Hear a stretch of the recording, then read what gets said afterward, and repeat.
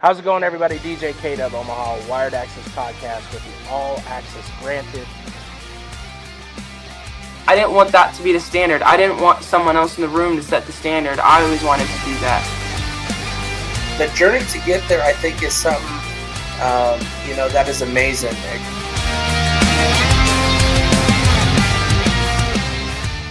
Let's get this podcast started. That's right. It is another Wired Axcess, All Axcess Granted. I'm your host, DJ K DuB Omaha. Greatly appreciate all those who support, like, follow, share. We can't do what we do without you. Of course, we're on second episode in the new house. We're getting it together. It's just going to take a little bit. Today, we have former Husker Dicaprio Bootle. Dicaprio, welcome to the show. How you doing? I appreciate you having me on, man. You know, what I love is thanks to Herd at Sports, this is separate from them, but thanks to them, it kind of grew a community of people who love to talk Husker football, but also in different facets and different ways, right? Like you were on Husker Army podcast, which of course I have a great connection with Brian Knutson, and his style is more of, let's talk about stats, let's talk about things like that, things that are kind of comparable to that. Me, I love to share the journey that most people have no idea about the players. So like when the players can really talk and hopefully connect to an athlete, whether it's someone that is in a similar situation, a parent who might not be there to support because they don't understand, and you could give that insight, but then also just to tell Husker fans where you're at and kind of how your head is also thinking about everything that goes on with Husker football. Could you tell me this is true or false? I've seen a lot of people post, and I'll let you be the one to tell me. Once you get to Nebraska, there's no other place that's better once you get there and get in there. Is that your common feeling? I just have other people that say, once you get to Nebraska, there's no better place. Yeah, no, I definitely agree. I mean, I didn't really know what to expect when my first time arriving on campus, right?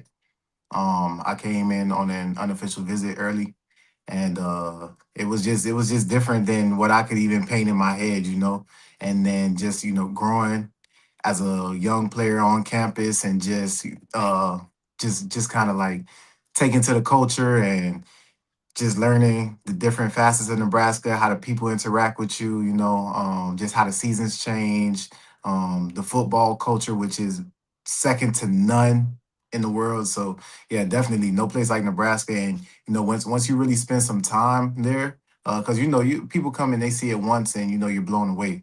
But then once you spend time there, like you really like just it blows you away. Absolutely, man. You just have a different like appreciation for it, and it's a place that's dear, like deep in my heart, man. I love Nebraska, and people ask me all the time, if you could go back, would you choose somewhere else? And I'm like, nah, I wouldn't. Every time You I choose came from Nebraska. Florida. You got the Sun. You got some big teams there, of course, big rivalries for Nebraska when it came to the bowl games. What did you know of Nebraska before ever coming out here? Oh, well, I used to watch a lot of college football. So, like, I always used to see Nebraska winning all the time. Every Saturday, college football was on in my house. I turn on TV, see Memorial Stadium, maybe see Nebraska playing Colorado, or just a whole bunch of Nebraska football every now and again. I knew them to be a storied program, and also my older brother went to Nebraska at Omaha when they had a football program. No way. Down the road at Yeah. UNO, man. That's Yeah. still a tradition here, man. There's Mhm. a lot of fans that are up and down on that, especially with the fact of, seeing what Trev Alberts did, as a former player. Then comes in as the, AD for UNO. They lose the football, they lose the wrestling. I mean, wrestling was on a winning streak. I get it. And don't get me wrong, because the teams, as far as basketball, softball, and volleyball and all that, they're starting to get their stride to where they can compete with Division I. But you can't tell me that you can't have a football team there, and you can't tell me you can't have a wrestling team with some production. And especially with the way things are going. I mean, you got to feel nothing but things just keep growing around here. More people want to be involved, more wrestlers, more football players. I mean, how many players? There was 6,000 in the transfer portal looking for a home? Yeah, right. It's not like the people aren't there. So when you knew that your brother played for UNO, what was kind of his thoughts of Omaha alone and playing for a smaller school like that up here? He loved it as well. The same love that I have for Nebraska, he has for Nebraska. So it's not just Lincoln. It's the whole state of Nebraska for us. And even my younger brother, ended up spending some time in Nebraska. He's in Arizona now. But yeah, I mean, we Nebraska'd out, man. That's our whole family. We love Nebraska. We love the state, man. We might as well be natives. Well, it's funny because like when you talk about this, there's like so much more connections like that I have with you. Of course, now I think about it, I interviewed Yano Jones, who was a former UNO grad as well. Towards the end of the year, you had Chris Bober, who made it to the NFL, a UNO. But then for you, where I have a stronger connection, and we're going to get into this talk because I think people don't understand the mental, the physical, and all that you had to go through. But I had Jojo Doman on. He was like one of the first three interviews. Yeah. And the fact of what you guys had to go through with three defensive coordinators and all that part, like not only are you trying out for your position every year, I mean, you knew it was a battle, but then you get into a guy who didn't even pick you and didn't even know who you were until he gets there. Like that to me is a story that I hope really helps some people when we get to that part, of course, because I want to kind of explain a little bit with your process going through getting recruited, but just that Mhm. process of having to do that year after year, and especially with the way the transfer portal is now, people would get scared and maybe just up and leave. But I would have to think, and especially with what I know JoJo said, it's made you stronger than anybody could ever make you with having to reapply yourself for new people and have someone fall in love with who Decap is and what you can do on the field. Yeah, yeah, for sure. I mean, when I got to college, I'm like, man, these my coaches, and they gonna be my coaches until graduation, and that changed quickly. Especially in a place where the standards are so high, and that we it wasn't we weren't doing well. At the end of the day, bottom line, no other way to sugarcoat it. Like we were not winning games, and change had to happen. Unfortunately, that's what happens. And so many different people are affected by that. Especially the players sitting in the seats. Like you got to think. You had a coach come to your house and sit down with you on a in-home visit and tell your parents, like, Parents, like that, like that's what people don't understand. It's kind of like goes back to that old saying, is this someone you take home to your mom's house? And you invested, and now your parents, I kind of said it to like our oldest daughter when she first started dating. Like, and I think this is kind of perfect analogy. Like mhm, when you get involved in that relationship and it gets deeper than what it is, you have your brothers, your sisters, and your parents, and everybody starts getting involved. And it's mhm, not a matter of you got to stay together because of that, right? But it makes those decisions a little harder because there's more people. Hence, your younger brother who is trying to follow in the footsteps. So like your move could affect a ripple effect. But of course, like I said, we'll get into that. Of course, your recruiting when it came to down in Miami, what would you kind of let people know inside of what recruiting for you was growing up? I mean, for me personally, it wasn't easy at all, and that's part of the reason why I'm just always trying to help somebody who needs help. Like I just had a kid jump into my inbox on Instagram the other day, just asking like for some tips and stuff, and so I wrote out a couple things for him, and then also told him like, hey man, his profile, he really didn't have too much on his profile. Like I didn't know who he was. Like he had no name, no face, anything like that. But I'm like, yo, you got to do certain things to help yourself get recruited. Because if I'm a coach looking for you, I don't know where to find you. I wasn't that guy though. I had everything out there. I was trying to fill out every questionnaire, every recruiting site, all of that. I was trying to, just put myself out there to be seen, and for whatever reasons, whether coaches just didn't like me at the moment or wanted to see me develop some more, or just a myriad of reasons that coaches will kind of like pump the brakes on recruiting. I just could not land an offer at all, and then so I ended up transferring schools, and then that's when my offers started to come in, like late into my junior year, going into my senior year. But it was tough early though. I would go to college camps. I would get like the best DB. I would get fastest man, but I just wouldn't get no offers.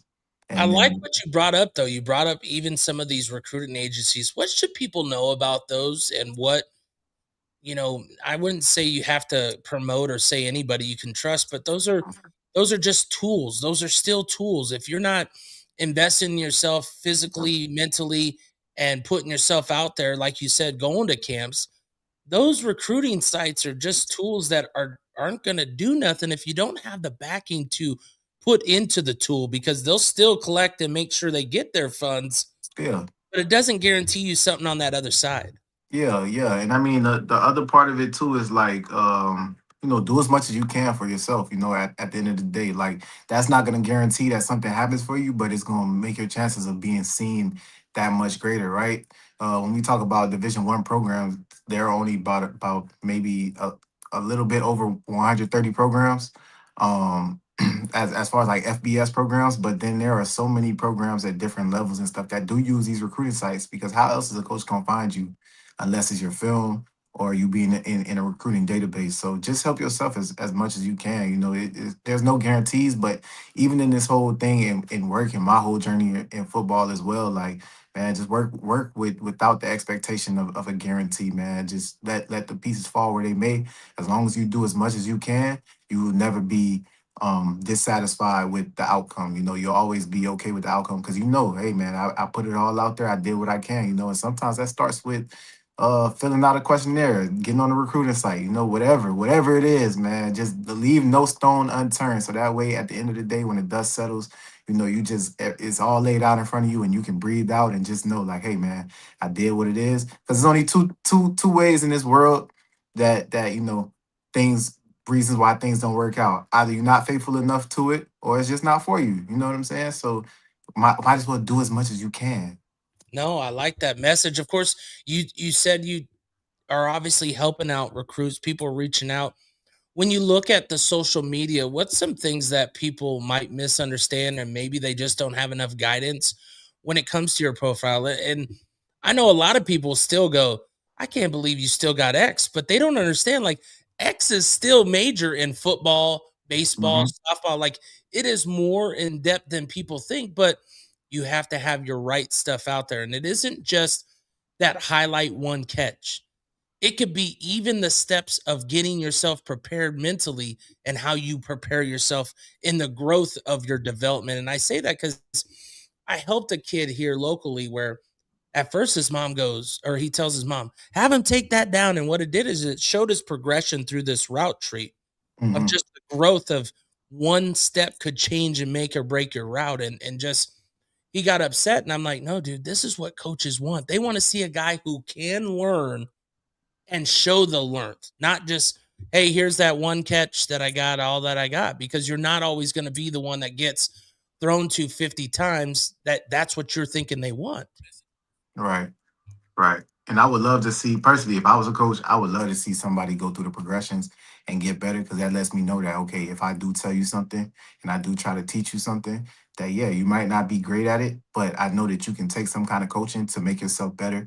And also that you'll work on yourself regardless, even when there's no promise of anything. So, yeah, I mean, I get it. Like, nobody wants to be spotlighted for their deficiencies or their mishaps or missteps. But I mean, we not perfect people. Football is not a perfect world. At the end of the day, your favorite player goes out there, and you may think he's the most perfect player, but then when he sits down and film and he looks at his film, there are probably a handful of plays where he's just disgusted with himself because he's like, this doesn't look like up to my standard, right? So everybody doesn't like something about what they've done, but when you have that ability to critique yourself and to be your own biggest critic, then it doesn't matter what people put out there. Like you could have 100 plays of you, you know, doing the wrong footwork, getting beat, slipping on a route, doing whatever. But then if you have 200 plays of you absolutely dominating people, more than likely people are gonna remember those 200 plays. The 100 plays that aren't good, yeah, they might be laughable moments. People might highlight you. You might circulate for a little bit, But then you jump out there and you do the most amazing thing on the field, and nobody remembers it. Nobody, no. And at the end of the day, honestly, like it's all the same. It's all just noise. And internally, you got to be good with yourself as a player. You know. Yeah, no, good messages. So of course we go back, you talked a little bit about your high school where you transferred as a junior. What was that like for you? How did you come to this decision and what made you guys transfer? What was some things that some athletes should see could be an issue and what some things that maybe you didn't look at it right in the right situation? Oh yeah, I mean, there were a lot of reasons for me to transfer, right?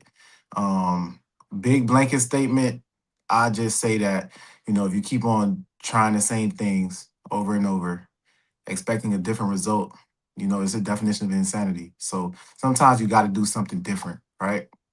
So ultimately that's what it took. I had to do something different. I had to go in and go to a school that I hadn't been to, that I had never even in my whole time in high school even could picture myself playing for, and then ended up, going there and absolutely loving it, absolutely, repping it to this day, and just, just I mean, it couldn't write itself, That's the most I can say about it. Well, you said you started getting offers. What was that like? What was that first feeling of starting to see your hard work get acknowledged and seeing that, some of it could be sugar coated, some of it could be the actual real deal. And how was those feelings kind of going through for yourself?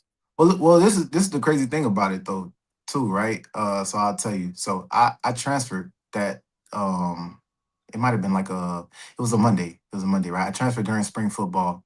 I get to my next school. I don't have a schedule. They spend the whole day making my schedule, so I don't go to class the whole day, right? But I'm enrolled in the school, so I can go to football practice.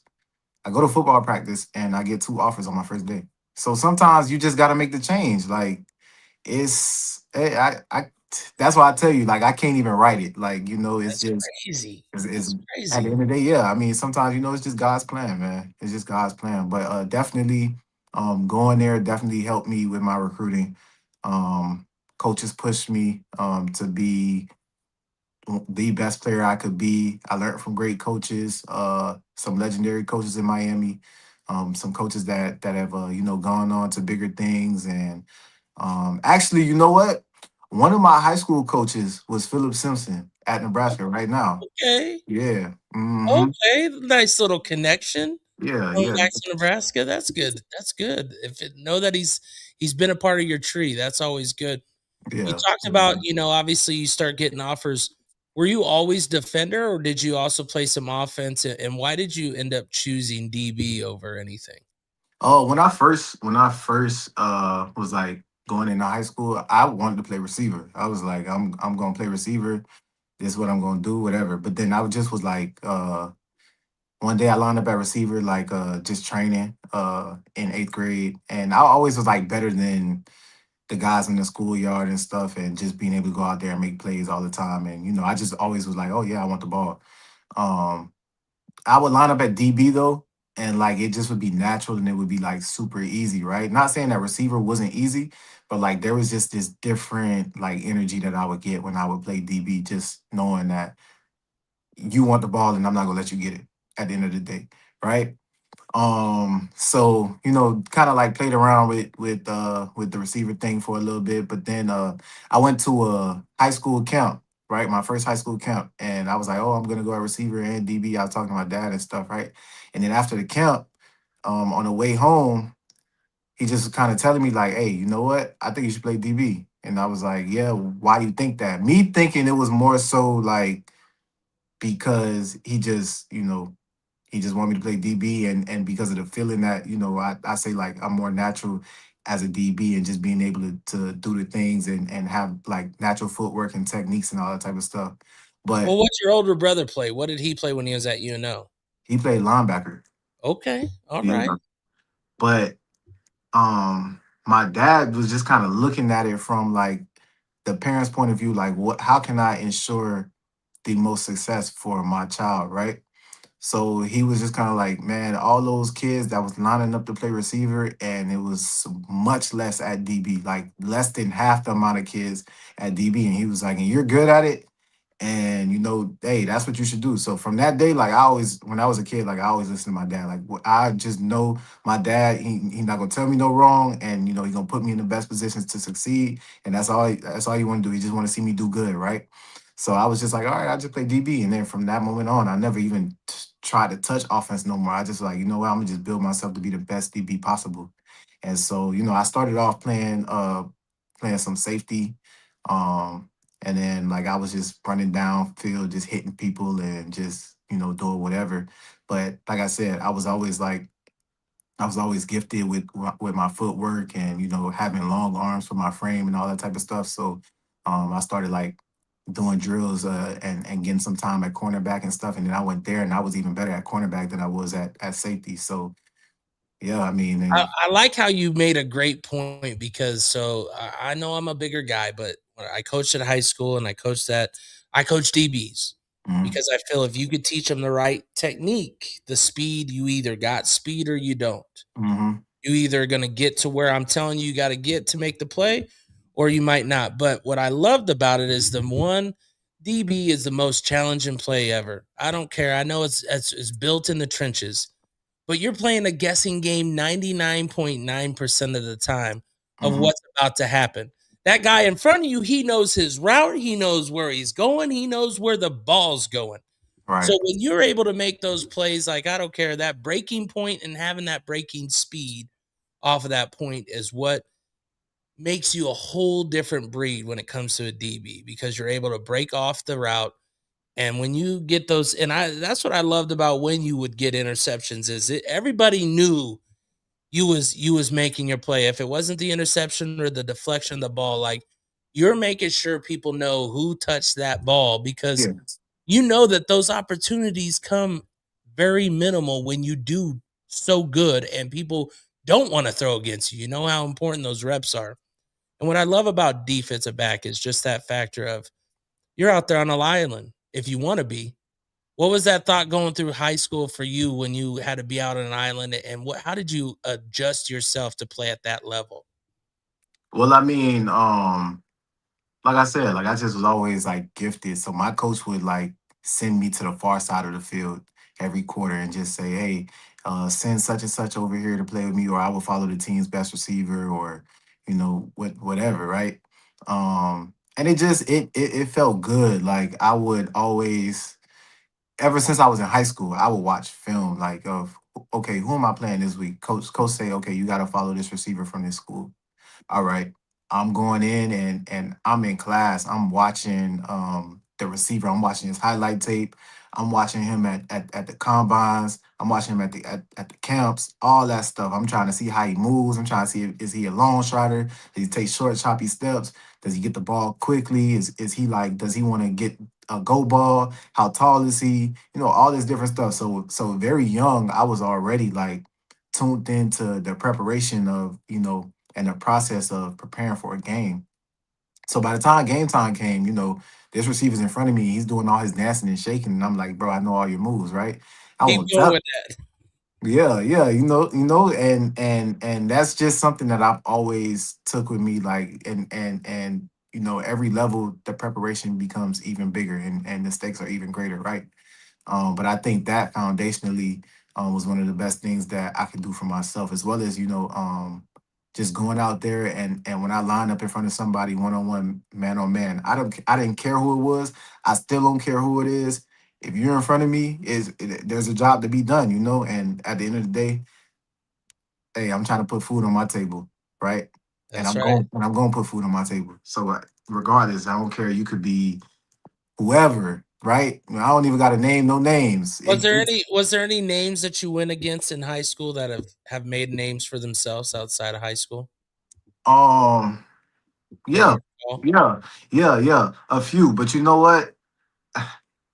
I won't name no names because I won't name no names because and they know, right?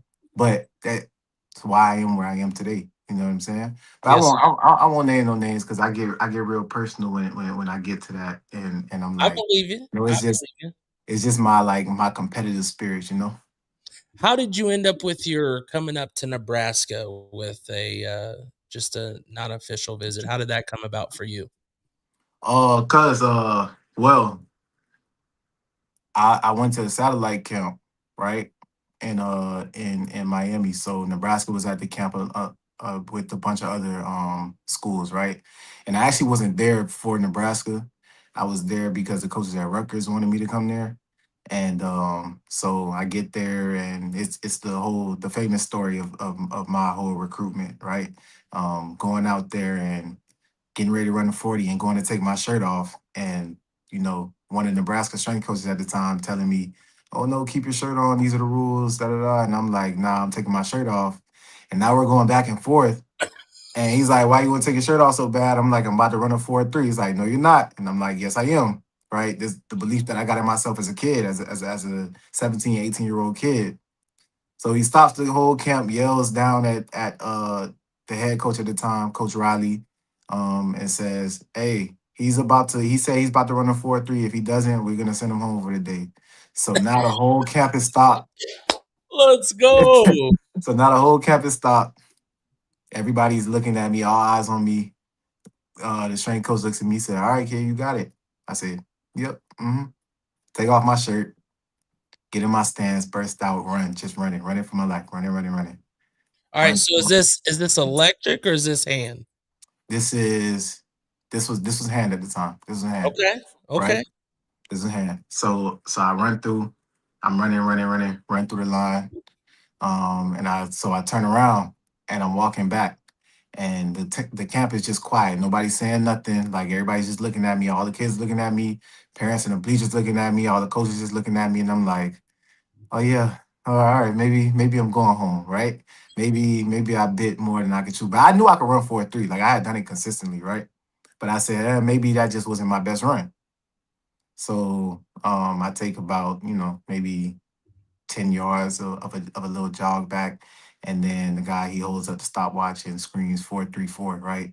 Whole camp goes crazy. Everybody running around. Guys are like trying to tackle me, hugging me, and all that type of stuff. I'm like, man, I'm trying to breathe. Y'all jumping on me right now, right? But um, from that point, I had the attention of the coaches. And for the rest of the camp, I just did what I always do: go out there, DB, lock in. Was locking up the tallest guys, locking up the smallest guys. Was just flying around, making plays, catching interceptions, just knocking the ball down. Nobody caught a ball on me the whole day. I go home, I get an offer from Nebraska, and then at that point in time, it was my biggest offer. I tried to commit on the spot. And so Coach Brian Stewart was a DB coach at the time. So I called him like, hey, coach, I want to lock it in. I'll come. Like, if I lock You it in gave right me the now, offer. I'm ready. yeah, yeah. If I lock it in right now, I'll shut this whole thing down. Like Nebraska, are you kidding me? For real? Right? Um, so he was like, you know what? I can appreciate your enthusiasm, all that type of stuff. I want you to see it first before you really decide that you're gonna make that type of commitment. So I asked him, I was like, wait, when can I come up? And he said, well, honestly, you could take an unofficial visit during, and he gave me a time window. And so I told my dad and coach coordinated it. And so we got on the plane and we went to Nebraska. And my first day, I got there. They were What super time of happy. year was this when you came up? Uh, Late June or early July. Okay, so you got a little bit of humidity, which is similar to Florida. So you're Mhm. not dealing with any weird weather yet. So that's good. Yeah, yeah. So, yeah, right. So yeah, by the end of my first day, they took us all around the facility. Was feeding us. We were having a good time, all that type of stuff. And at the end of my first day, they were getting ready to send me home, and they were like, "Yeah, you had a good time, all that type of stuff." So I walk out the door, and then I walk back in, and I'm like, "Hey, coach." He's like, "What's up?" I was like, "I want to commit, man. Like let's stop the plan. Let's stop the faking." So they did the whole hey, shook my hand, hugged me, all that type of stuff, told me that I was gonna have a great career there and that they really believed in me and all that type of stuff. So, I tweeted it out, hey, I just committed to the University of Nebraska, and then Twitter blows up, and yeah, the rest was history. I didn't switch on my commitment, and just took it all the way through, What was man. that senior year like for you when you were committed? Did it add pressure? Did it help relieve some thought for you where you could play a little loosely? I'm one of those guys who always likes to congratulate local Nebraska preps no matter where they commit. Hmm. Make sure it's well known of how process, and that's why even with them, I don't really interview until they make that commitment because I don't want to get involved in the, "Are you thinking about this?" Or you think, no, I want to Yeah. celebrate that hard decision, that big thing. What was it like for you in that senior year? What was some of the things that you felt that senior year once you had that in lock? Yeah. So it's funny that you asked that, because I get back to Miami, and my teammates are like all happy for me. They, before I could even tell them I committed, they knowing. So I get back to summer workouts that day, and they trying to throw ice water on me and all that type of stuff, and they're like, "Hey, you going?" Yeah, all that type of stuff, right? So just having those guys around me, having them, because remember, I'm still kind of new to this school, so having them, take me in, and just be happy for me, just definitely helped me, and then my coaches as well. So for that whole year, I just played free, and I played some of my best football during my senior year, um, and yeah, I knew that the biggest difference at that point was like I went from being the hunter to the hunted, right? So my dad would always tell me, like, all right, like before every game, all right, now that target on your back, that arrow on your back, and they trying to get you. So you gotta That's put all up. school. They're calling out that division. You think you Division One? I'm gonna show Right. you. So I'm sure if someone caught one over you, I'm pretty sure that's what they're throwing. You Nobody thought caught you one over Division me. One? No, nobody caught one over me. To be honest, that whole year, yeah, I didn't give up a catch. I didn't give up a catch. Mm. Oh Yeah, boy, it that's just it always just and even before that, I think the year before I might have gave up like one catch. I always was good at like man to man coverage, and just locking guys down, right? Being blessed with speed, amazing feet, great work ethic, and just the ability to track the ball in the air as well. So guys didn't really, and great change of direction as well. So I've always been blessed with all of those things, all the makings of a good DB. So yeah, I mean, like high school was probably like the most simplest form of football. As a matter of fact, when I was in high school, we ran certain defenses, but my DB coach, J.R. Bryant, he had played at Florida State, and had a shot in the league back in the day, back in probably like I don't want to get the year wrong, right? But anyway, he was like the guy that was really like, hey, come over here. We're gonna get you right. I'm gonna get you ready for I'm gonna get you ready for college. And so there would be times in practice where the whole defense would be going over the defense for the week, and he would be teaching me different things, like how to play cover two high to low, or how to read the tight end in quarters coverage, or all that different stuff. So by the time I got to Nebraska, I was well versed in all that, right? well. And he was And back that in the really helped me. early 2000s for Florida State because he went from Hmm. Miami. I looked it up that way because I Yeah. knew how important that is because like people don't understand like there is the game speed difference that players can pass on sometimes, just the knowledge part of it. Yeah, for Like, sure. and I always give credit to that. Like that is the one thing like I love teaching DBs, but there is that part where maybe it's a twitch that you could teach. Maybe it's just a hip twist that you could teach that makes it smoother, easier. Sometimes it's just knowing, like, just from experience, like how you're saying, like just being in a position before, right? Because I do think, like, I've been coached by some great coaches that have never played DB, right? And can still spew it out and can make incredible DBs. But sometimes, you do need the voice of somebody that's been in the position, right? Yeah. So yeah, definitely. So you come up to Nebraska, of course, like I kind of already talked about a little bit. You go through three defensive coordinators Um, for yourself as you're growing and progressing as a freshman moving up. What do you remember being probably the hardest thing and the biggest changes that you had to go from high school to D1 college football for Nebraska? the weather. What do you mean, Decap? What are we talking about here? It was cold. I'm not Nah, gonna lie. nah. There's nothing worse than when like your hands are so cold and you hit a helmet or you hit a ball. Like Yeah. people don't understand. Like those little things just tingle for a long time. Yeah, yeah. Or after the game trying to thaw out your hands and they're just nothing's happening, And they tell you, hey, don't go put your hand under that hot water, so you kind of just gotta squeeze your fingertips and just try to get some blood flow back into it. But nah, man, that was a petty reason. I think maybe the hardest transition for sure, I would say is just not so much for me because I think that I was like just so committed to being the best player that I could be, and just understanding that every day was just a one day at a time thing.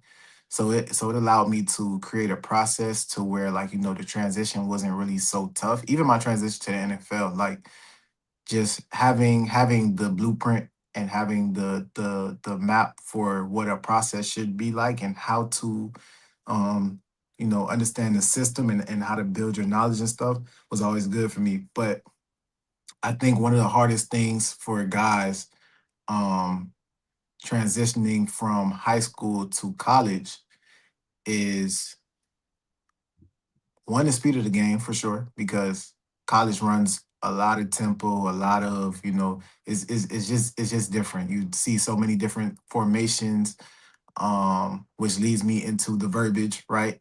Guys struggling with trying to speak the same language as coach. Hey coach, I saw 2 by 2. Well, 2 by 2 doesn't tell me anything, right? Because you could have Y off, you could have Y flex, um you can have gun far, you can have whatever, right? Um, I like that you're bringing this up because, like, if I could say one thing, because of yeah. course I coached from 2011 to 2018, Mhm. and of course from 16 to 21 or 22 was when my daughter had went to school there for teaching. So she was, we would always go to games, and I would finally use my coach's pass Yeah. to come out there. But and you already said of how there was just it was so not good football on some points. But what Mhm. for me as a defensive coach, I could see the frustration on the defensive side of people in wrong positions. And then I would watch some of you command it. And I know I watched you command it. And it was just like there was no way they were either understanding what you were trying to command them to, whether it was kind of what you said about same verbiage or just Mhm. knowing their play. It was that was my side looking at the defense because right, like once I coached at Omaha South to where it was more teaching these young men to finish something because Mhm. they don't have all the top names in football. They're not a football school, but if you could get these young men to finish something and say that they've committed themselves to better themselves and get better, when we were losing as Nebraska, and I don't mean we as like I played or anything, just when Nebraska was losing, me as a fan, I changed the way that I was watching it because I've coached football and I know that I would look at the defense because that's what I love. I love defense. Mhm. Oh, I love defense. But I Yeah. would look at it in that aspect as far as the respect for the level of the game that they're playing. You see Mhm. where some people are filling the right holes and other ones, but if you're not a football person, you're just thinking, "I can't believe they're missing this. I can't believe they're missing that." But Right. there's so much pre-snap that was going on. Mhm. I would see a lot of pushing sometimes from safeties because I remember when you had to play some back there as well with Mhm. injuries, and so it isn't just the injuries, it isn't, but it's just putting it together, and that's probably gotta be some part of that having the 3 different defensive coordinators.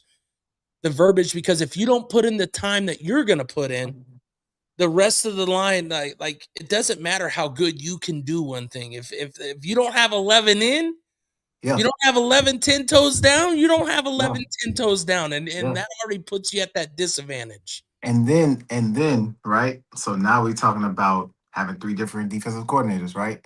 Those are three different schemes. So the guy that fit the first scheme, he might not fit the third scheme, right? So it don't matter what you try to do, he don't belong. But See, and guess that's what? We oh, don't have the continuity because now we missed some time recruiting here, recruiting there, You know, we didn't get the guys we exactly wanted because okay, this guy was gonna come and he was gonna be the guy, but then now coach is gone and he's not coming no more. He decommitted, so now we got to go and try to fumble and go get this guy, right? Which in again, me not even not, and I don't want to say this to talk down or talk bad about any player, right? Because I love all those guys, right? I listen, blood, sweat, and tears with all those guys, right? Yes. But Yes. some of those guys will tell you themselves, like, man, I just did not fit this system, right? And when you talk about so like in today's college football transfer portal, they're able to go. Back then, if you wanted to leave, you had to wait a whole year. You know what I'm You saying? lose You in had a year. Yeah, you're losing time yeah. you can't afford to. So now a new coach comes in and you're the oldest guy, but you don't fit his scheme. But the guy after you, he not ready to play. You're the closest thing ready to play, but you don't fit the scheme. And so now the jobs that he's asking you to do, you just may not be physically stout enough to do those jobs or fast enough or fleet of foot or just have it in between here as a football player to do those jobs, right? So now, yeah, that's where you get into, you seeing some guys out there being able to be consistent football players, making it happen, getting it done. And you see some guys out there just, not a fans making the fans yell at the TV, oh, what are we doing? All this type of stuff. And it's like it's a culmination of so much. Like a problem from I'll pick a year when I was in college. A problem from 2019 could have been an issue from 2016. You just didn't know until it got exposed and until people could see it. Right, right. And now we're in 2019 and there's no way to correct it because guess what? This is who we have to ride with. And even in 2016, it might not have been a problem, but now in 2019 it's a problem because of all the change that has occurred. So sometimes like that's where that's where because obviously like I'm a person too, just like everybody else. I get on X, I see the narrative over all types of stuff, right? I see the narrative about how you speak about Coach Frost, Coach Riley, all that type of stuff. um, and I'm just like, man, as a player, I love these coaches. And like both of them, right? I think both of them could have won at Nebraska, right? But is not it's just not meshing, it's not cohesive. And so now you talk about a place that wants to win, you got to make hard decisions. You know what I'm saying? In order to win, in order to be a championship program, you got to make hard decisions. And that's where, things start to go to the wayside. And, now you start throwing coordinators out the window, you start throwing head coaches out the window. And the narrative is so big, but really the issues are so small. And for yourself, I mean, how were you able to keep yourself level-headed? Where's some of your conversations able to go to keep you on the same page to know what your ultimate goal was? Obviously, you committed to Nebraska as a state and as a university Yeah, more than it was anything else. yeah, yeah. Um, yeah, I mean, look, what 2 weeks before signing day, maybe a week before signing day, a school that might have been my dream school at one point came in and tried to offer me, and I just told them I wouldn't budge. You know what I'm saying? Because when I committed, I knew exactly what that was. Even my dad, talking to my dad and my mom too, talking to them about my commitment, and them telling me like, hey man, you got to understand what that word mean when you take it in. So even times when they told me I probably should have jumped ship and went somewhere else because, hey man, this school wants you, such and such wants you, all this type of stuff, and I'm hearing all the noise and stuff. I never let that get into my head, man, because like you said, I committed to the state, the state that took me in, that I made my first college football play with, that I originally committed with, that I got my interceptions with, my pass breakups, all the film that sent me to where I wanted to go ultimately was in this state, right? So I got nothing but love for this state, and I mean for me personally, like every coach that came in, luckily they could see that I was of that standard, right? And it always comes back to the standard that I held for myself every day, no matter what. It could be nameless, it could be faceless. It don't matter. There's a goal in front of me, and I have to knock down that goal. Whether it's be the best today at waking up and making my bed, being the best today at fueling my body properly, lifting weights, mat drills, spring practice, cover two, sprints, film room, whatever. Just be the best me that I can be today. And then my only goal when I wake up the next day is to be better than I was the day before, right? And coaches kind of take to that and just kind of understand too, like even like I always was a guy like I always try to bring one along like with me, like, hey man, I'm about to go do this, hey, I could do it myself. I'm gonna do it myself, but if you want to join, come on, Come on hey, in. yeah, I'm about to go watch film. I hit the group chat, hey, I'll be up in the film room at 3 o'clock. If you got class, cool. If not, and you want to pop in, come watch film, right? And then, sometimes guys come and sometimes they don't. But Did you have anybody that consistently kept pushing himself harder than he may have never pushed himself had you not reached out? Is there anybody um, like a road dog for you that you could say, this dude, I could see him pushing himself day in and day out as well? well, we had a lot of guys that definitely was getting after it for sure. But the guy who always was always next to me, that always like hey, what you doing? All right, I'm coming. Or even sometimes for me, oh, I'm about to go do this, and I say, okay, I'm coming. Was Deontay Williams? Me and Deontay Williams, we was two peas in the pod trying to get to a goal, man. Like, oh, I'm about to get an extra lift in. Okay, yeah, let's go. So all right, we go get some extra lifts in. Let's work on these shoulders. Let's work on these traps. Let's work on bench. Okay. Now we out in 100-degree weather in the middle of July, running sprints with Coach Duval, running 4 quarters, and I'm next to him.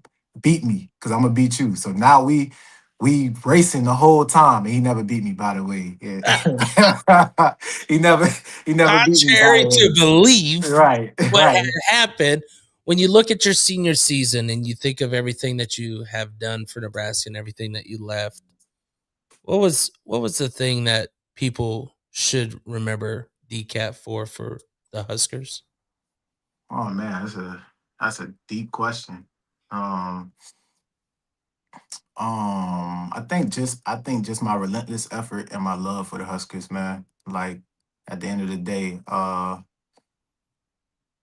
a lot of the stuff that happened, like you said, you talking to JoJo, I'm sure he let you know a lot about that type of stuff, and just especially our class, that 2016 class went through it, I man. know, man, and Went and went and there through was it. enough of you that stuck together through it, Yeah, like that we glue all could easily pull apart, but you had to push each other, like you had to feed off of the brother that who came with you in 2016, like yeah, we always used to look at each other like, whoa, but then we'd be like, let's do it. Let's get it, man. No excuses. You know what I'm saying? So luckily, just we did stick together. We did have guys that, decided to rally around each other for sure.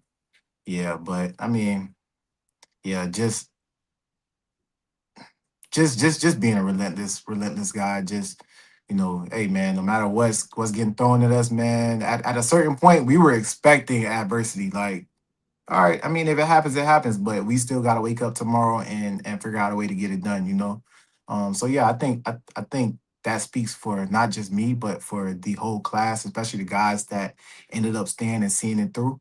Right? Is just that relentless pursuit towards trying to right the ship, and as well as our love for the Huskers, man, because it would have been, we could have took the easy way out. We could have jumped off a long time ago and just said, "Man, this is crazy. We don't want nothing to do with it."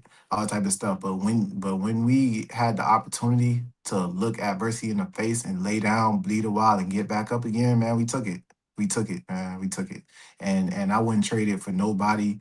I wouldn't trade it for nothing. You could tell me I could have won the national championship somewhere else, but it's something about those times that really made me as a young man today, and just just continuing to go through it in life, man.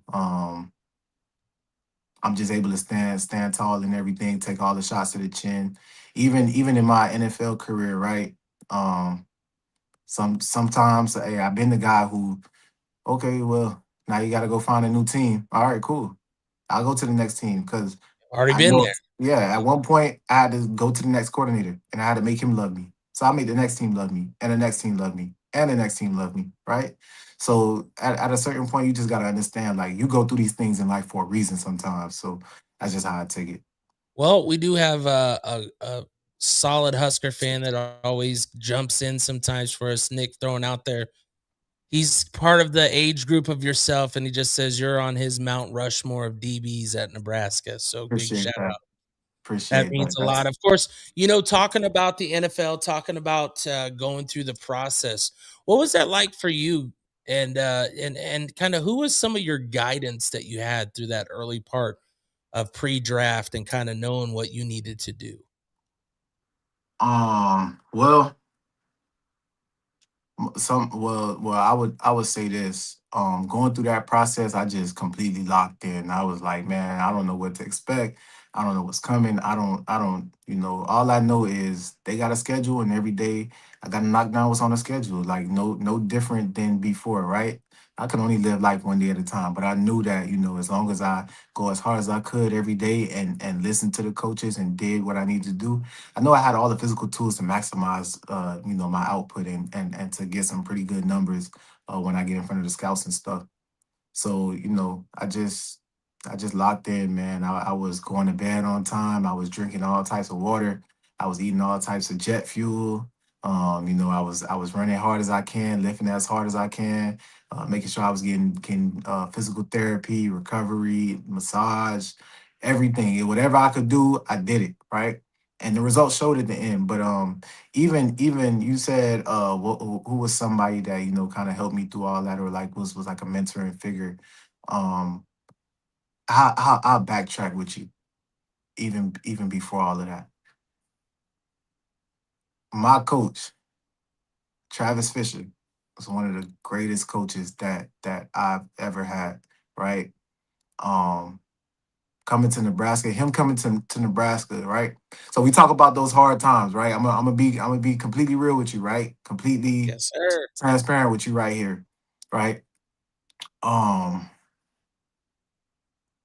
I have Coach Stu, right? My first year, Brian Stewart, and I love Coach Stu.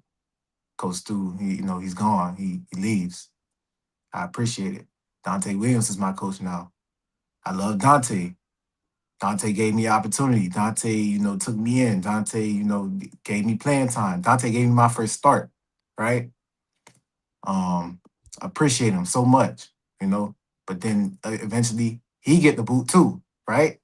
With the staff. So I'm like, oh man, I gotta get another coach, man. I don't know, man. All this type of stuff, right? When I was in high school, the one coach that I was like, if I didn't have this Nebraska offer, that I would for sure go play for, was Coach Travis Fisher, right? He ends up being my coach at Nebraska. When he comes in, I tell him, I say, Coach, I just want the game. Just give it to me. Just every day. He said, all right, he's like, if you want it, I'm gonna tell you what to do. Like every day, I want you to come in here and spend time with me in the office. He's like, some days we don't even got to talk about football. Just come spend time with me in the office and you'll understand. You'll get it. You'll figure it out. Right? I'll come in, spend time with him in the office, me, Deontay, and Coach Fish every day.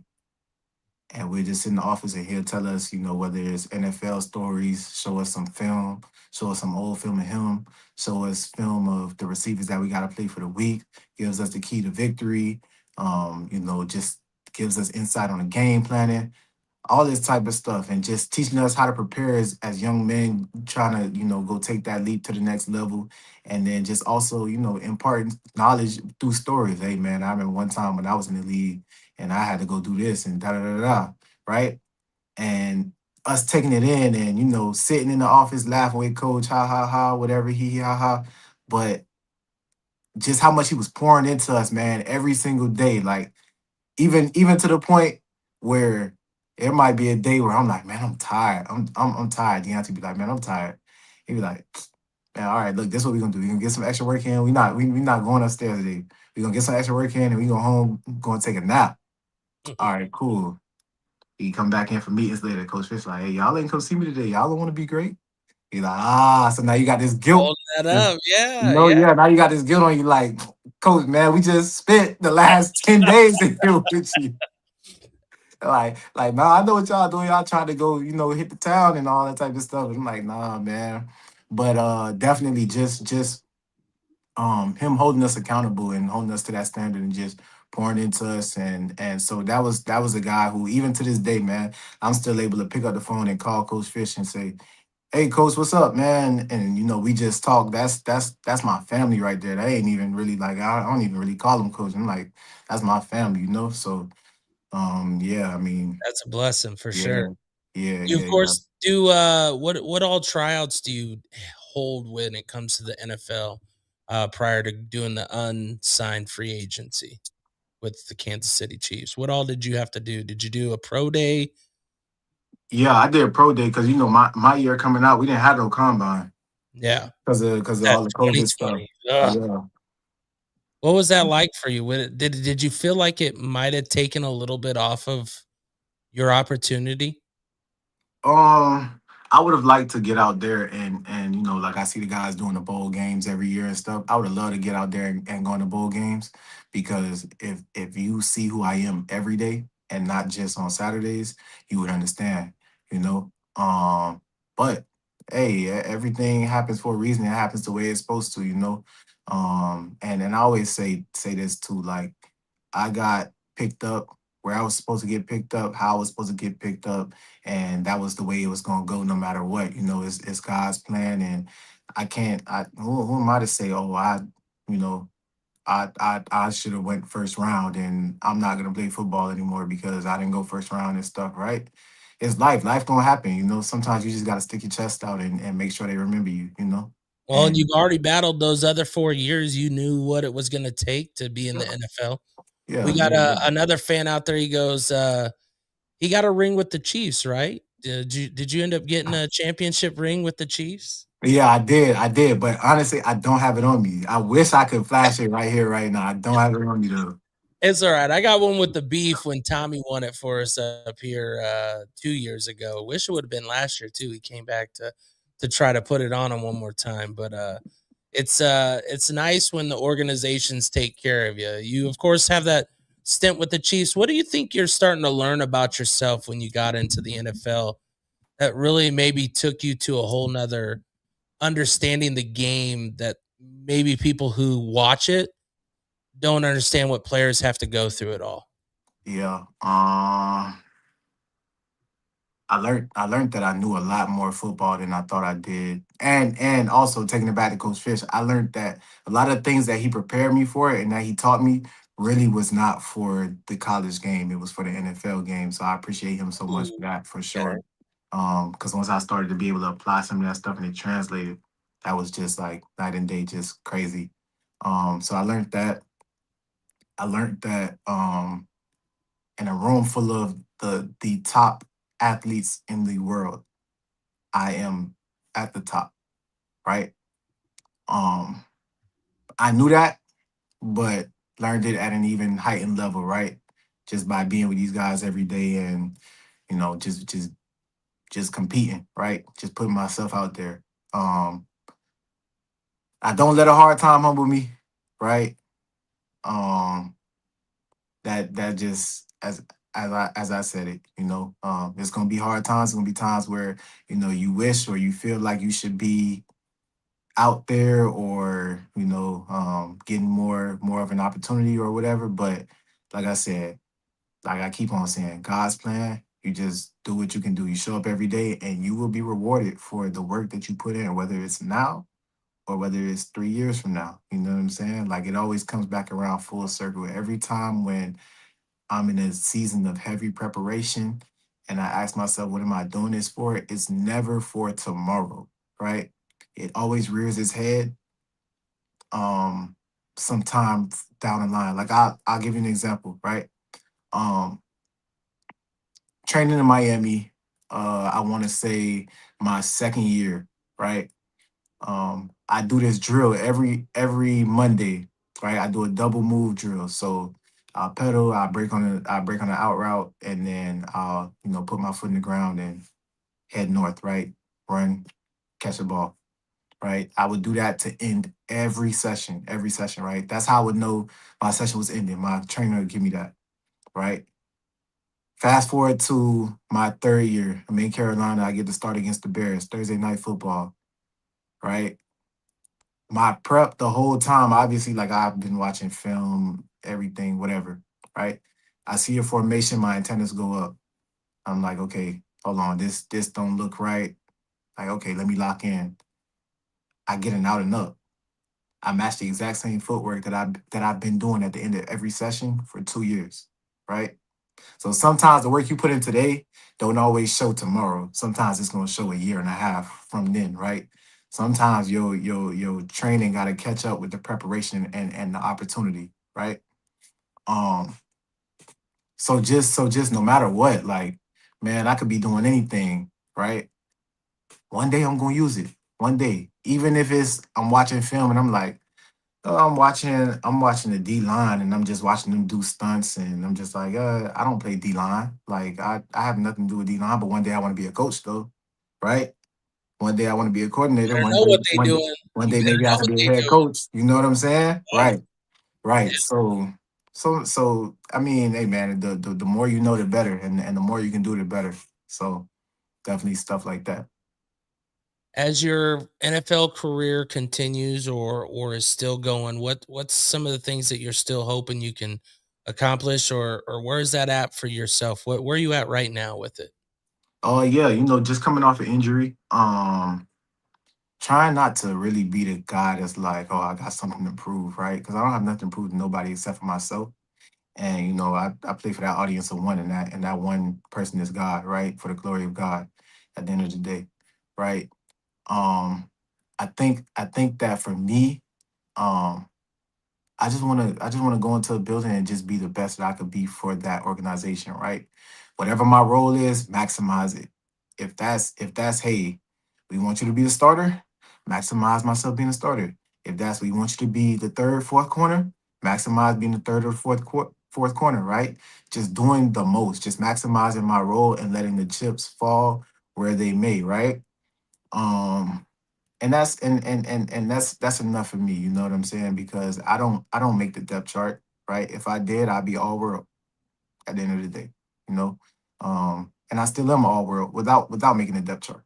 But sometimes, you just gotta wait your turn. So yeah, definitely, but definitely coming back, definitely being motivated to wanna get through a season healthy, and just put it out there. Just go run out there with my head on fire and just know like tomorrow's not a promise, man. You never know when your last day is on that football field. I've been knowing that for a while, and hey, the more football you play, the more the Reaper chase you, right? And I'm trying to run from the Reaper. So hey, as long as God blesses me with more football opportunity, I'm gonna take it. Now I'll get you out with this one. Of course, we've had Kenny Bell on the show, Mr. Hall of Famer now. And one of the things that he said of why he left is just he felt his body was right.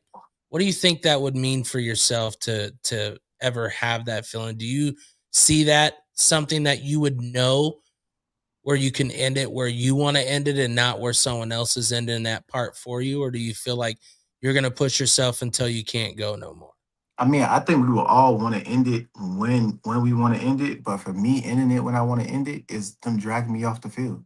Honestly, like at the end of the day, right? I'm not. I don't want to be. I don't want to walk off the field per se, right? I want them Yes, to, sir. to drag me off the field and tell me you can't play this no more. Then I'll go. Then I'll go. Well, I appreciate your time. I appreciate your story. And I really appreciate you talking, especially when it gets to the deeper stuff where sometimes parents just don't have that outlet. They might not know a person. An athlete might be in a similar situation. As you could see, DCAP made it real clear. You got choices as you're growing up. You can commit to a college, you can commit to a coach. There's no wrong, right, or indifferent, right? Like he was still committed to coaches, but he knew that that person, that college that gave him that first opportunity meant more than anything else.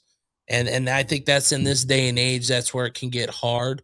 I'm pretty sure you're kind of already thinking about the NIL and how you're going to help influence some of your future athletes that you get to train. When you look at what the NIL means now compared to what you knew, what does that change for you?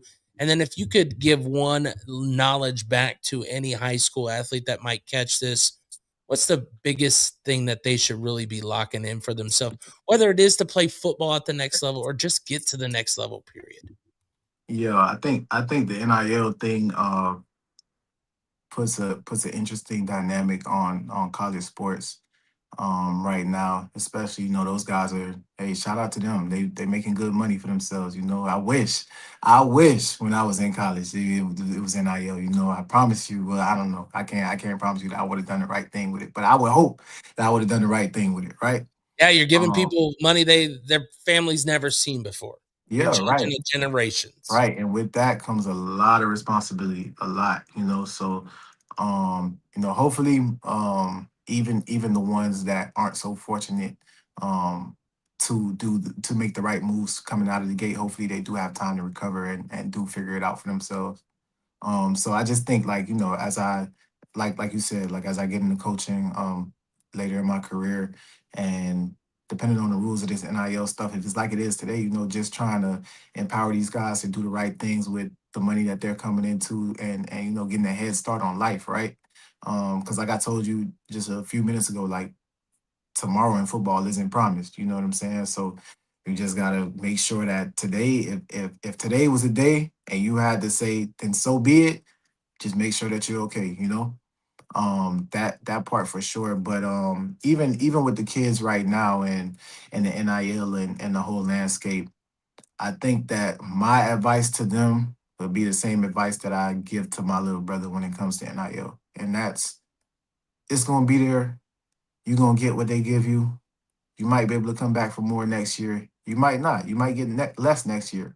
But NIL was not your goal. Your goal was to become a professional football player. And the way how you become a professional, the film has to look a certain way, because you can make the most NIL that you want in college, and if the film don't look right, the NFL is not gonna pay you. So now you got 4 years of money. Hopefully you took care of it, right? But you have no future in football, right? Which is ultimately, it's like, you got to ask yourself the question: do I care about the NIL more, or do I care about what the football looks like, right? So the foundation still got to be the foundation. The fundamentals still got to be there. The techniques still got to be tight. You still got to know exactly what to do in what situation. You still got to go out there and make plays, right? And I think that would be my biggest piece of information is, like, yeah, it does allow you to play um a little less tight, right? Knowing that you're taken care of no matter what, and that, okay, yeah, I got some money here and I got some money coming in, and if It next year goes I'll make quick. more. Yeah, I mean, and that's the thing. You're so young, right? Yeah. You anywhere between 18 and what, 22, making this money, like, you might live a very long life until you're 70. Like, I'm sorry to tell you that $500,000 now will not last you all the way until then, like, at the end No. of the day, So um yeah, man, that would be my biggest piece of advice, man. Make sure that the football is right, so you can keep getting paid that money, right? And so that way you create longevity in football. So that way when you're done with football, you get to live life on your terms, on what you want to do, and figure out, okay, where do I go next from here, versus having to do something that you really don't want to do, or being in a position that you don't want to be in.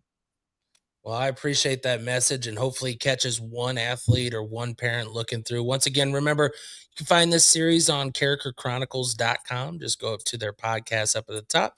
Go to the bottom, Wired Axcess, All Access Granted. Also, this is powered by our official, brought to you by Omaha Beef. They start their season March 7th. Make sure to go check them out. Of course, we've had Huskers that have played for them. Tommy is the most recent, as he just retired again down in Texas. So we appreciate all that he has done for the Omaha Beef. Shout But out Decap, Tommy. I appreciate your time. I appreciate your story, and we'll have to catch up again, man. For sure we will. For All sure. right. Well, always remember, go Big Red, and then don't be afraid to check out what I do on Thursdays, Primetime Beef Huddle. We'll see you next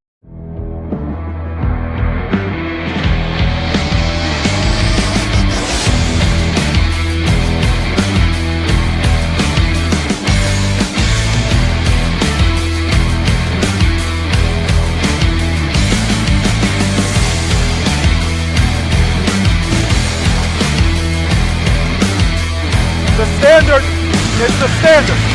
We set the standard.